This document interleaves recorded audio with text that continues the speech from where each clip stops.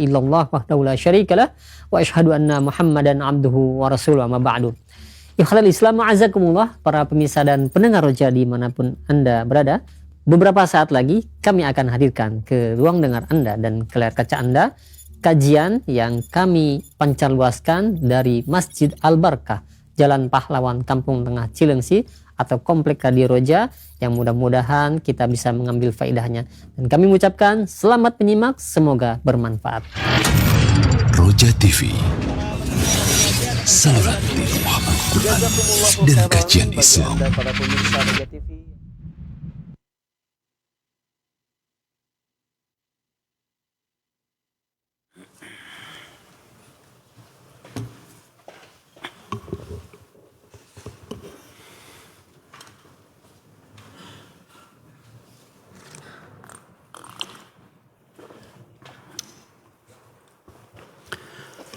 Alhamdulillah wassalatu wassalamu ala rasulillah nabiyina Muhammadin wa ala alihi wa sahbihi wa man wala wa asyhadu an la ilaha illallah wahdahu la syarikalah wa asyhadu anna Muhammadan abduhu wa rasuluh.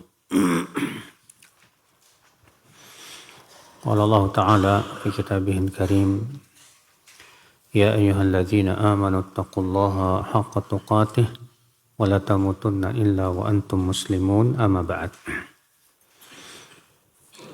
Kita lanjutkan saudaraku seiman, bab fadli sadaqatis sahih syahih. Bab keutamaan sedekah orang yang sehat lagi pelit. An Abi Hurairah radhiyallahu anhu qala ata Rasulullah sallallahu alaihi wasallam rajul wa qala ya Rasulullah ayyu sadaqati a'zam wa qala an tasaddaq wa anta sahihun syahih takhshal faqr wa ta'mulul ghina wa la tumhila hatta idza balagatil hulqum qulta li fulan kadza wa li fulan kadza ala wa qad kana li fulan. Dari Abu Hurairah, semoga Allah meridainya, bahwa ada orang datang kepada Rasulullah sallallahu alaihi wasallam dan berkata, ya Rasulullah, sedekah apa yang paling besar pahalanya? Kata Rasulullah, yaitu kamu bersedekah dalam keadaan kamu sehat, pelit, takut kefakiran, dan berangan-angan kaya. Jangan kamu tunda-tunda sedekah sampai apabila nyawa telah sampai ke kerongkongan, baru kamu berkata, seandainya buat si fulan segini, buat si fulan segini, ya, seandainya si fulan mendapatkan segini. Di sini menunjukkan ya akhal Islam, yaitu fikih dalam beramal. Kalau kita dalam beramal, Pak, hendaknya mencari yang paling besar pahalanya. Mau sedekah, ya, cari yang paling besar pahalanya. Sholat, demikian pula. Semua amal soleh berusaha untuk kita cari yang paling afdol, paling baik, paling besar. Karena orang ini datang kepada Rasulullah dan bertanya, sedekah apa yang paling besar, yang paling agung, ya Rasulullah? Ini menunjukkan kepada apa? Fikih di dalam beramal soleh. Jadi kita beramal tuh jangan ngasal, Pak. Yang penting saya sedekah, yang penting saya sholat, yang penting saya puasa. Jangan. Tapi kita berusaha bagaimana supaya sholat saya mendapatkan pahala paling besar. Bagaimana puasa saya mendapatkan pahala paling besar. Itu yang harus kita pikirkan. Itu menunjukkan akan kesungguhan kita dalam beribadah kepada Allah Subhanahu wa Ta'ala. Ini yang disebut dengan ihsan. Ya, ihsan di dalam beramal saleh. Faedah selanjutnya, hadis ini menunjukkan Pak, bahwa sedekah yang paling utama itu ketika kita pelit, takut miskin. Kenapa demikian? Karena biasanya saat itu berat, Pak. Sedangkan semakin berat, semakin besar pahalanya. Makanya kata para ulama, al-ajru biqadril masyaqqah. Pahala itu disesuaikan dengan masyaqqah, berat atau tidaknya suatu amal. Semakin berat di hati kita, semakin besar pahalanya. Semakin membutuhkan perjuangan, semakin besar di sisi Allah Subhanahu wa taala. Sebagaimana dalam hadis yang pernah saya sampaikan ya, kata Rasulullah SAW, dirham sabaqa mi'at alf dirham. Sedekah 1 dirham bisa mengalahkan sedekah 100.000 dirham. Apa kata para sahabat? Kaifa dzalika ya Rasulullah? Bagaimana bisa ya Rasulullah? Kata Rasulullah, rajulun indahu malun katsir. Ada orang yang hartanya banyak, lalu diambil 100.000 dirham. Sementara yang satu lagi indahu dirhaman, hartanya cuma 2 dirham.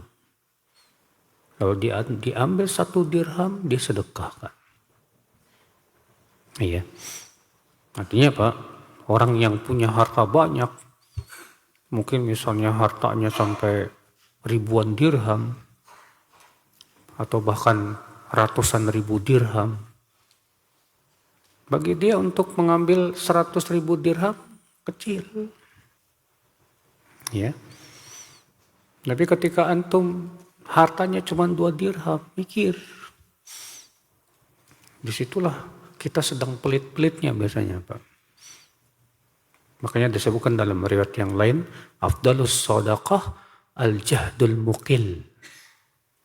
Sedekah yang paling utama adalah saat susah dan sedikit harta. Saat situlah kata Rasulullah SAW, sedekah menjadi paling utama. Kenapa? Itu tadi Pak, berat Pak.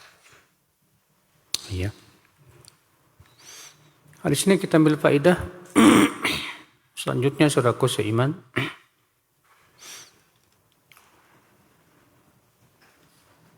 itu wajibnya mujahadatun nafs. Berjihad melawan diri sendiri, melawan hawa nafsu, dan berusaha untuk memaksa diri kita untuk beramal saleh. Karena memang ibadah itu berat, Pak. Saat terjadi berat itu lalu kita paksakan dan butuh perjuangan, disitulah pahalanya besar di sisi Allah Subhanahu wa taala. Allah tidak melihat kepada kuantitas, tapi Allah melihat kepada kualitas. Ya. Hadis ini menunjukkan, kita ambil faedah, itu larangan menunda amal saleh. Karena Nabi bersabda, wala tumhil, jangan kamu tunda-tunda sedekah. Hatta idza balaghatil hulqum, sehingga apabila roh kamu, nyawa kamu sudah sampai tenggorokan, baru kamu berkata, andaikan buat si fulan sekian, baru pengen sedekah. Iya. Nah, ini akal Islam. Maka dari itulah kewajiban kita, Pak, jangan menunda-nunda kebaikan. Kata Ibnu Qudamah dalam kitab Mukhtasar Minhajil Qasidin, ya, la yatimul amal illa bi thalathat, ya, khisal. Amal itu tidak akan sempurna kecuali dengan 3 perangai. Apa itu? Yang pertama, ta'jiluhu, segerakan, jangan ditunda-tunda. Sebab kalau ditunda-tunda biasanya, Pak, kata Ibnu Qayyim, orangnya menunda kebaikan itu biasanya Allah berikan sanksi jadi berat, jadi malas. Iya. Yang kedua, kitmanuhu, sembunyikan. Jangan perlihatkan.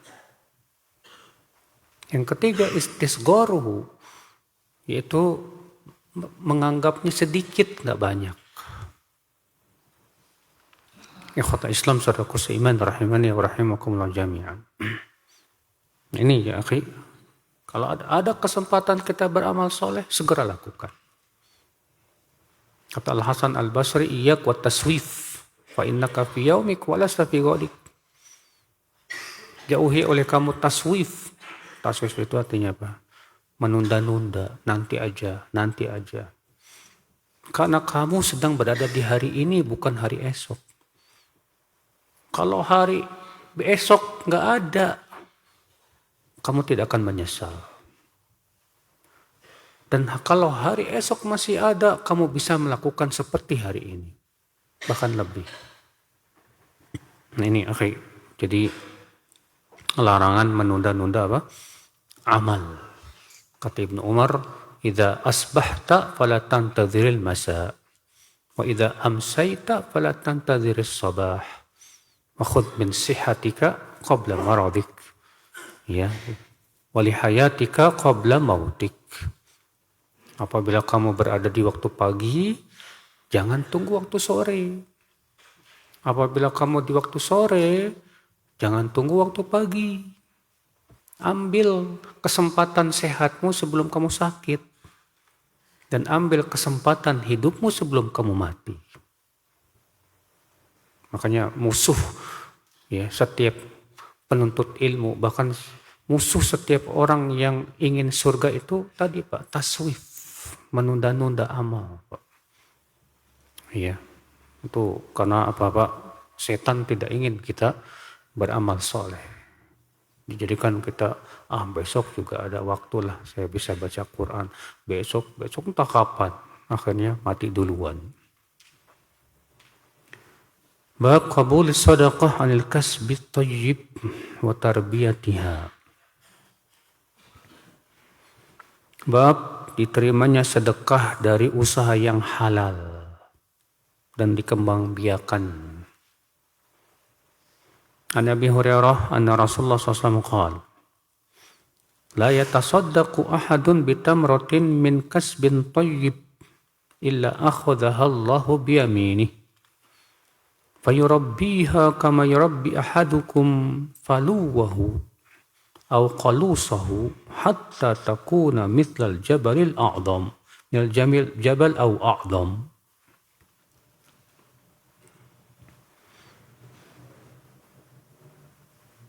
Dari Abu Hurairah, semoga Allah meridainya, bahwa Rasulullah SAW bersabda,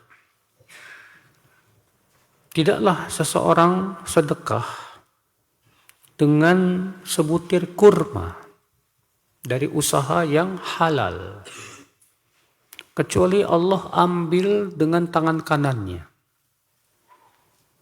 Lalu Allah yurabbiha, mengembangbiakannya.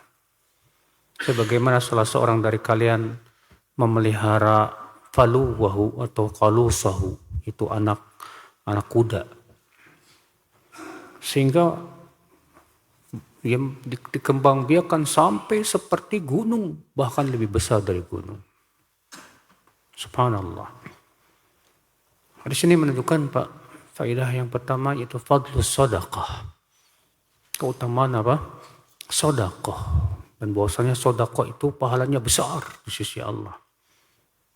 Makanya Allah berfirman, "Matsalul ladzina yunfiquna amwalahum fi sabilillah kamatsali habbatin ambatat sab'a sanabila fi kulli sumbulatin mi'atu habbah. Wallahu yudha'ifu liman yasha." Perumpamaan orang yang berinfak di jalan Allah itu seperti orang yang menanam satu biji gandum. Lalu tumbuhlah tanaman gandum yang mempunyai 7 tangkai. Setiap tangkainya 100 gandum. Dan Allah melipat gandakan lebih dari itu bagi siapa yang Allah kehendaki.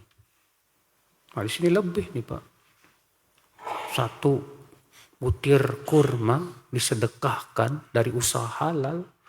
Allah kembang biakan terus sampai menjadi sebesar apa? Gunung. Allahu Akbar.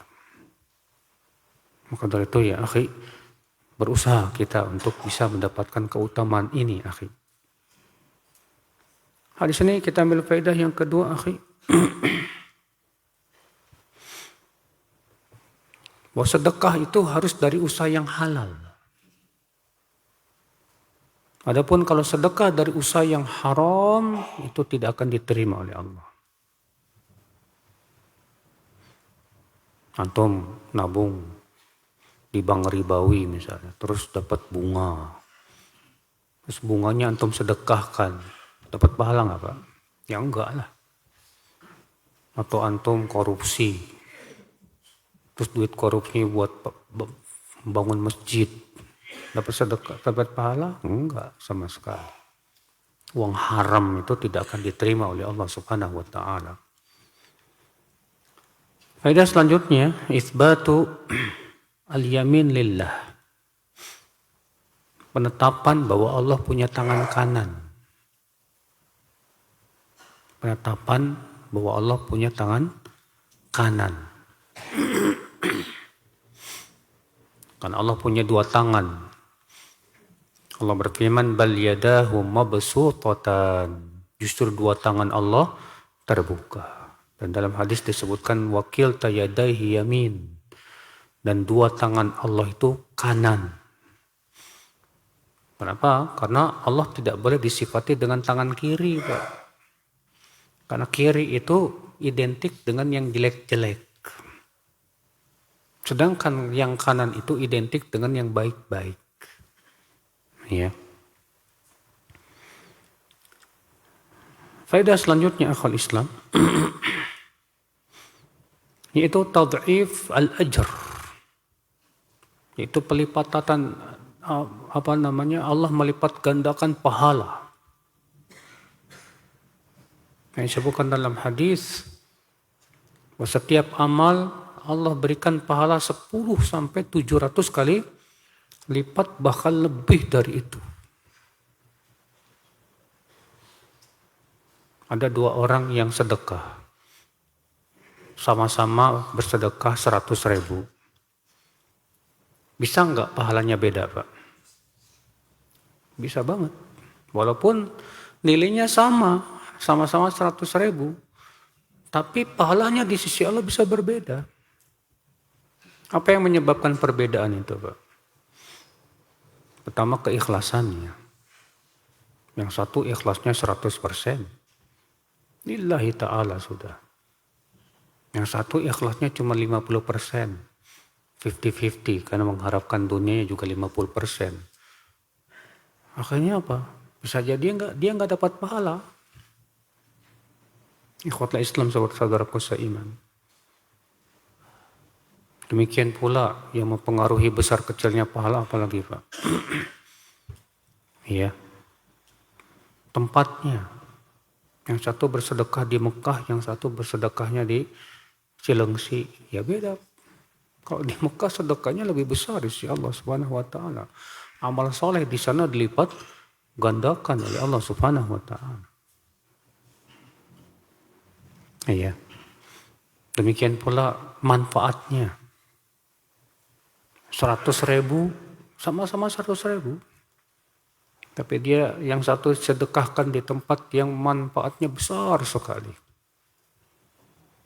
Sehingga banyak manfaatnya ketika dia sedekahkan di situ. Sementara yang satu dia sedekahkan tempat yang manfaatnya sedikit. Maka bisa jadi yang manfaatnya besarnya jauh lebih besar pahalanya di sisi Allah Subhanahu wa taala. Maka disinilah kita penting ya, melihat bagaimana kita bersedekah supaya pahala kita lebih besar di sisi Allah Subhanahu wa taala. Hadis berikutnya. Wa Nabi Hurairah radhiyallahu anhu qala Rasulullah sallallahu alaihi wasallam, "Ayuhan nas, innallaha thayyibun la yaqbalu illa thayyiban. Wa innallaha amara al-mu'minin bima amara bihil mursalin. Faqala ya ayyuhar rusul Kulu minat tayyibati wa'malu salihah. Inni bima ta'maluna alim. Wa qala ya ayyuhalladzina amanu kulu min tayyibati ma razaqnakum. Thumma dzakara ar-rajul yutilu as-safar ash'atha akbar yamuddu yadayhi ila as-sama' ya rab wa mat'amuhu haram wa mashrabu haram wa malbasu haram wa wudhiya bil haram fa anna yustajabu lidzalik. Dari Abu Hurairah, semoga Allah meridainya, Rasulullah SAW bersabda, wahai manusia, sesungguhnya Allah itu thayyib. Apa itu thayyib? Itu munazzahun anin naqais. Ya, disucikan dari kekurangan. Thayyib itu artinya yang bersih dari berbagai macam aib dan kekurangan. Thayyib namanya. Dan sesungguhnya Allah memerintahkan kaum mukminin sama dengan yang Allah perintahkan kepada para rasul. Artinya pada asalnya Pak, yang Allah perintahkan kepada rasul juga untuk kaum mukminin. Tidak boleh dikatakan itu khusus untuk rasul kecuali dengan dalil. Ya. Allah berfirman, ya ayyuhar rusul, wahai para rasul, kulu minat tayyibati wa'malu salihah. Makanlah dari yang halal dan beramal solehlah. Sesungguhnya aku mengetahui apa yang kalian lakukan. Allah juga berfirman, ya ayyuhalladzina amanu kulu min tayyibati ma razaqnakum. Hai orang-orang yang beriman, makanlah dari rezeki yang halal. Kemudian Rasulullah menyebutkan seorang laki-laki yang perjalanan safarnya jauh, rambutnya kusut berdebu.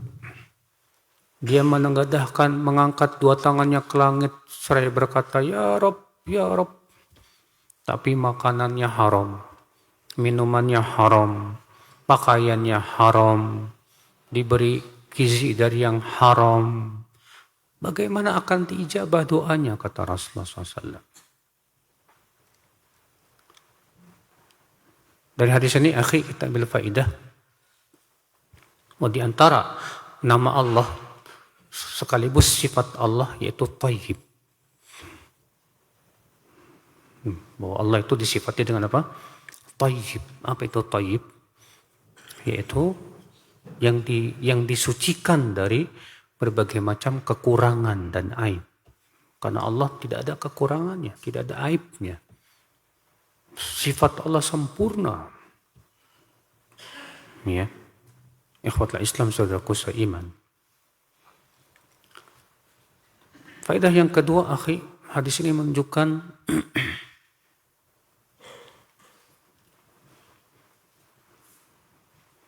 Allah hanya menerima dari yang thayyib. Kata para ulama, sesuatu yang thayyib itu kalau berhubungan dengan amal ibadah, maka amal ibadah yang thayyib artinya yang ikhlas dan sesuai dengan tuntunan Rasulullah SAW. Berarti itu amal yang thayyib.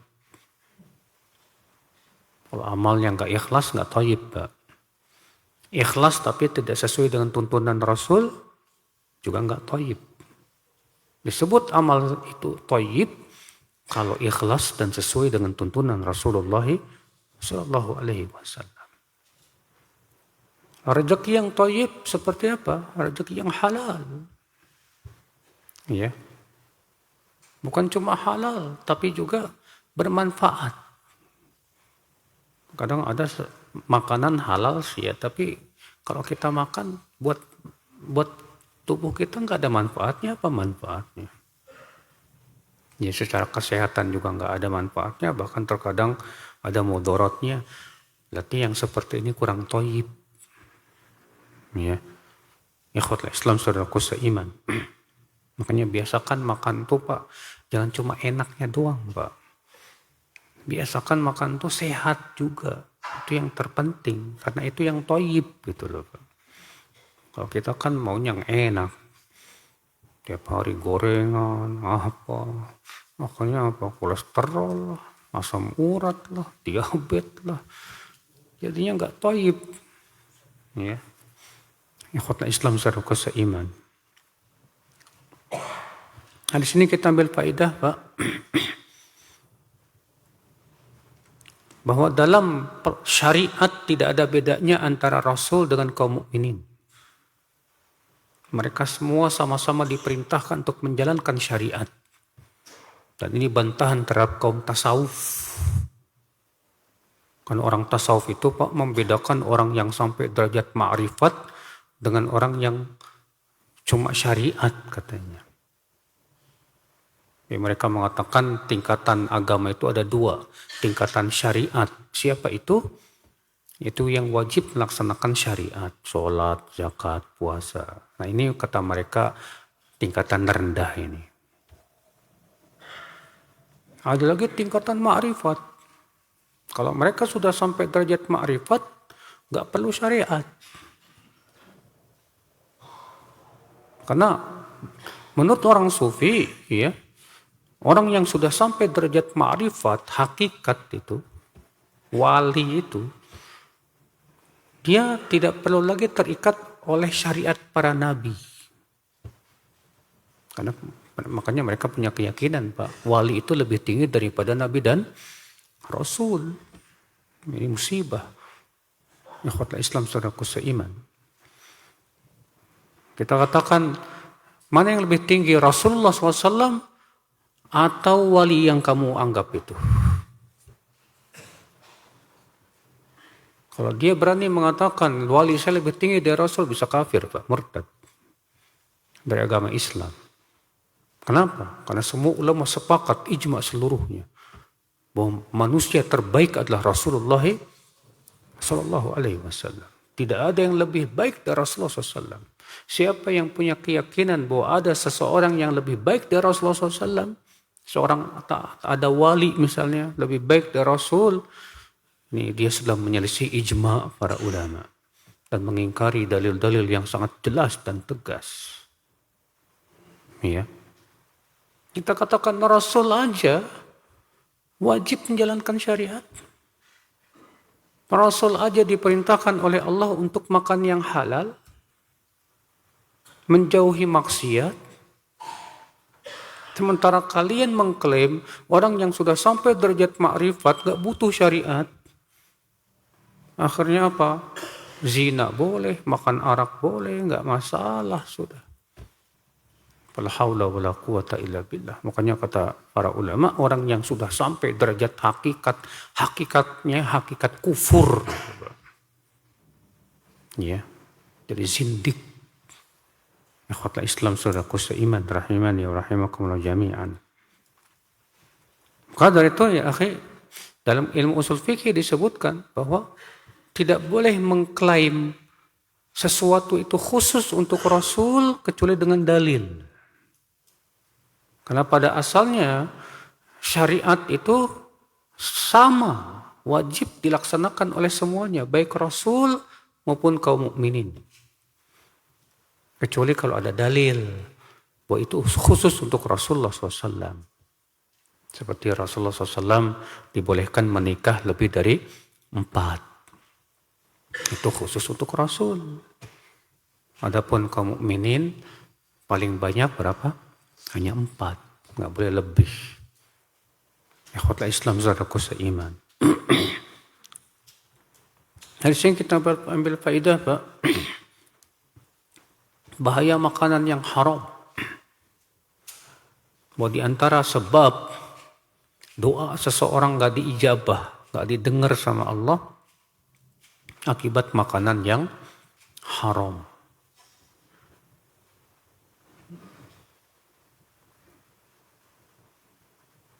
Saya pernah, Pak, ngisi kajian di sebuah masjid milik lembaga ribawi. Qadarullah yang hadir pegawai-pegawainya. Ya udah saya bahas masalah haramnya riba.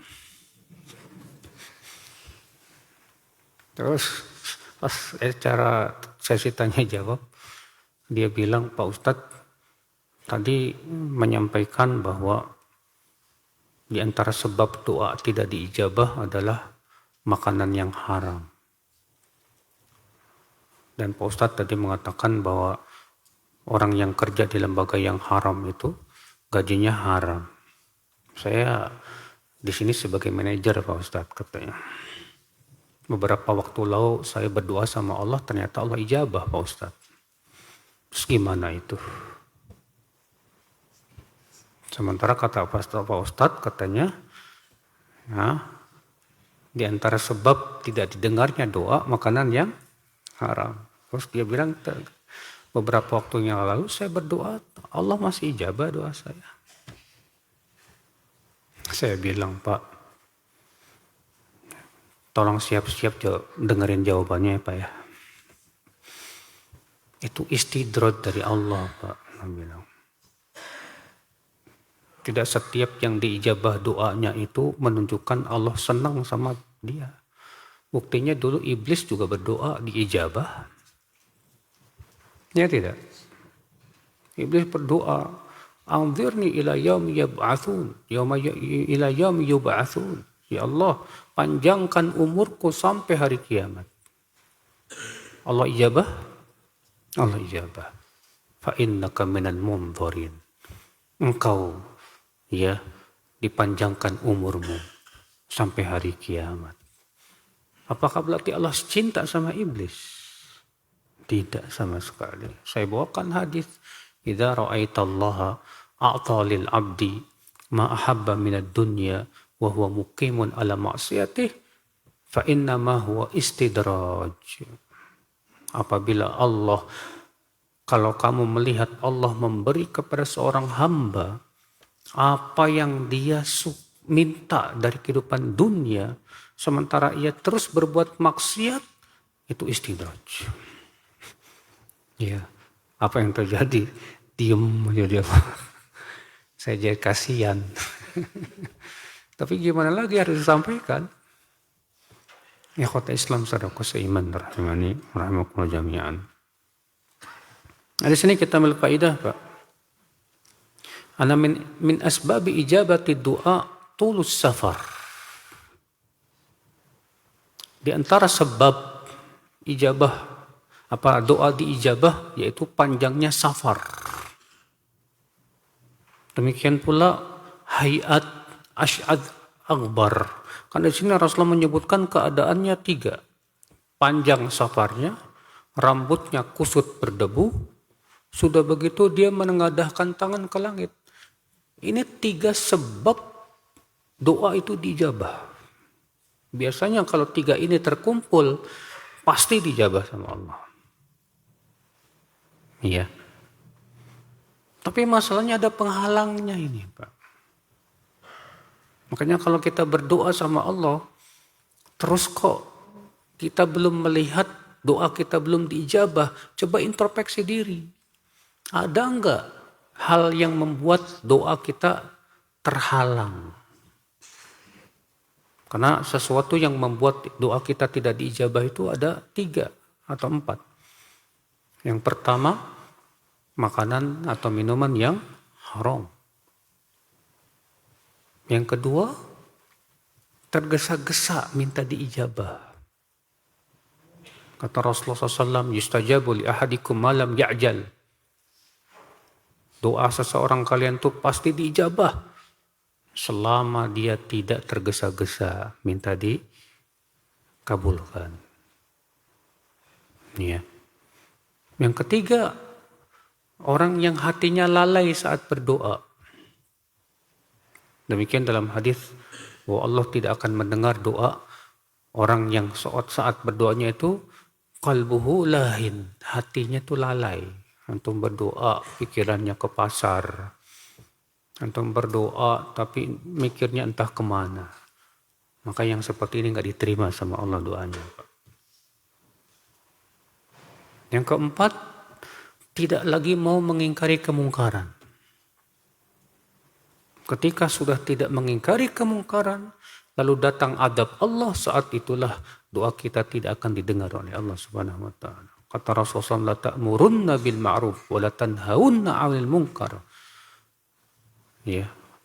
Au la yushikanna Allah an ya'ummakum bil bala thumma tad'una fala yustajabu lakum. Hendaklah kalian beramar ma'ruf nahi mungkar, atau Allah akan ratakan azabnya kepada kalian semuanya. Kemudian kalian berdoa, Allah pun tidak lagi mengijabah doa kalian. Makanya kata sebagian ulama, doa saat datangnya azab telah datang tidak akan didengar oleh Allah. Ikhwatul Islam saudaraku seiman rahimani wa rahimakumullah jami'an. Bab tarki ihtiqari qalilis sadaqah. Bab jangan meremehkan sedekah yang sedikit. An Abi Hurairah anna Rasulullah SAW kana yaqul ya nisa'al muslimat la tahqiranna jaratun li jaratiha walau firsina syatin.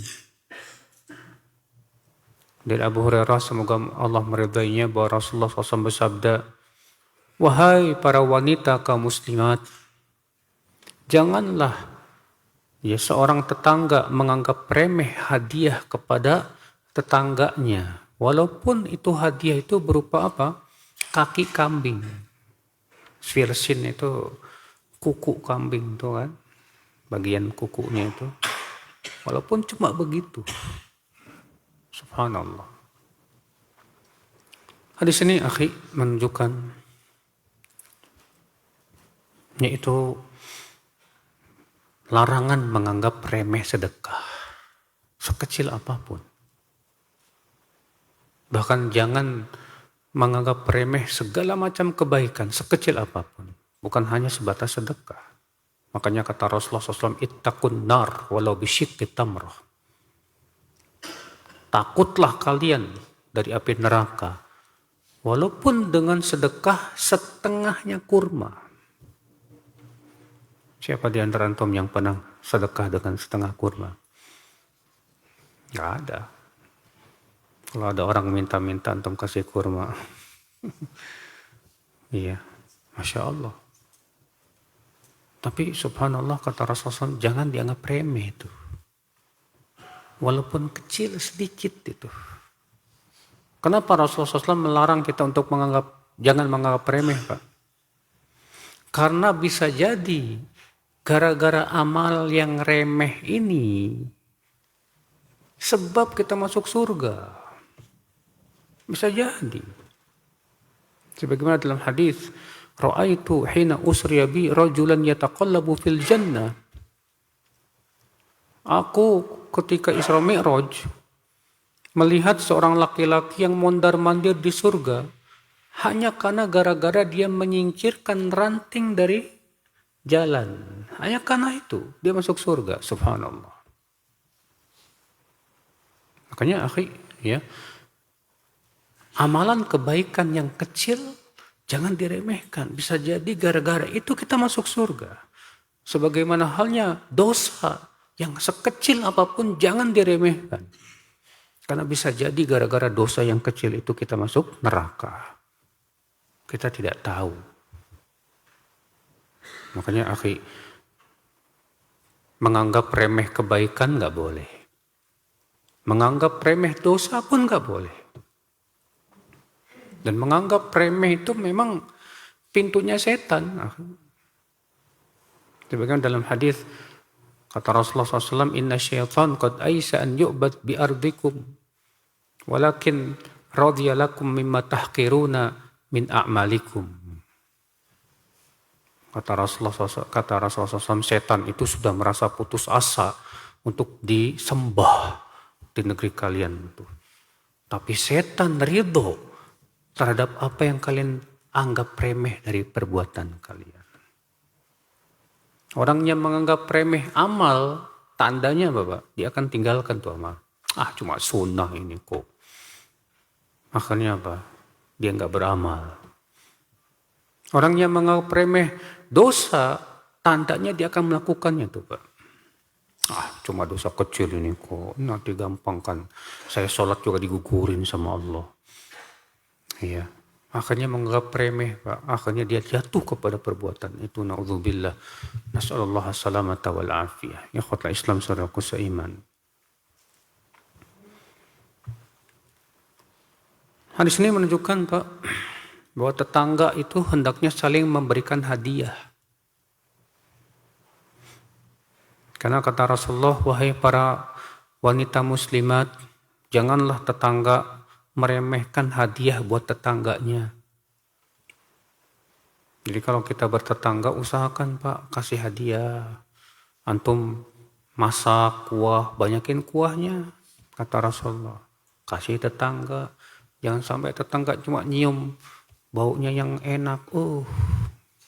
Ya. Antum beli sesuatu, bikin kue bolu misalnya, itu Masya Allah, harumnya semerbak sampai ke tetangga. Kasih hadiah tetangga juga. Kalau bisa bikin bolunya 2 biji, 2 loyang, 1 buat tetangga. Ikhwatul Islam saudaraku seiman, rahimani wa rahimakumullah jami'an. Bab fi qouli ta'ala yalmizunal mutawwi'in. Bab tentang firman Allah Ta'ala, yaitu orang-orang yang mengejek orang yang bersedekah. An Ibnu Mas'udin radhiyallahu anhu qala umirna bis-shadaqah. Qala kunna nuhamil. Qala fatasaddaqa Abu Aqil binisfi sa'. Qala wa ja'a insanun bi syai'in akthar minhu. Faqala al-munafiqun inna Allah laghaniyyun an sadaqati hadha wa ma fa'ala hadha al-akhar illa riya'an.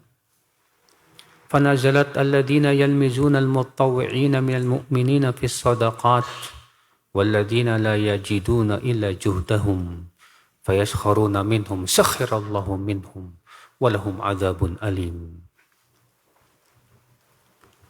Dari Abu Mas'ud, semoga Allah meridainya, ia berkata, kami diperintahkan untuk bersedekah. Maka kami pun nuhamil. Nuhamil itu artinya jadi kuli, Pak. Bawain barang orang, tapi dengan dibayar. Itu namanya nuhamil, yaitu jadi kuli.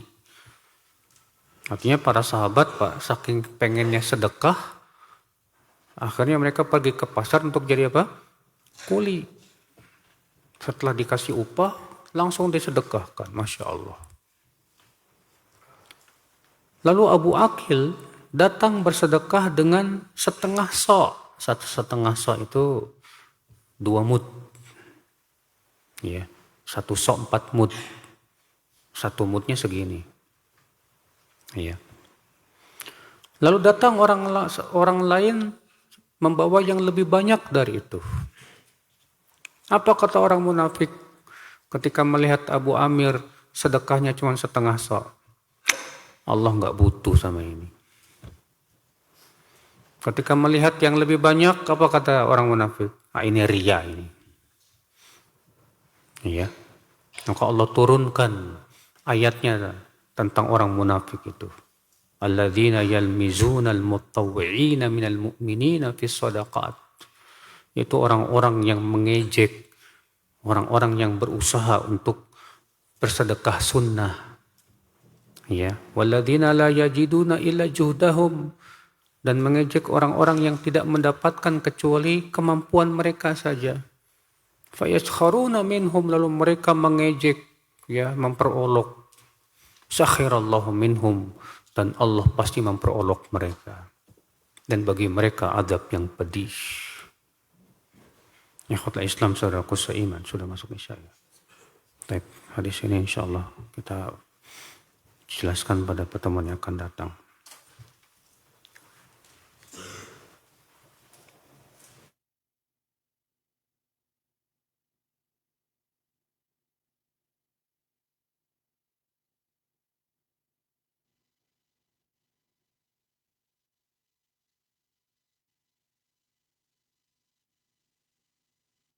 Ikhwatal Islam, untuk selanjutnya kita simak dikumandangkannya adzan untuk sholat Isya bagi daerah Jakarta dan sekitarnya.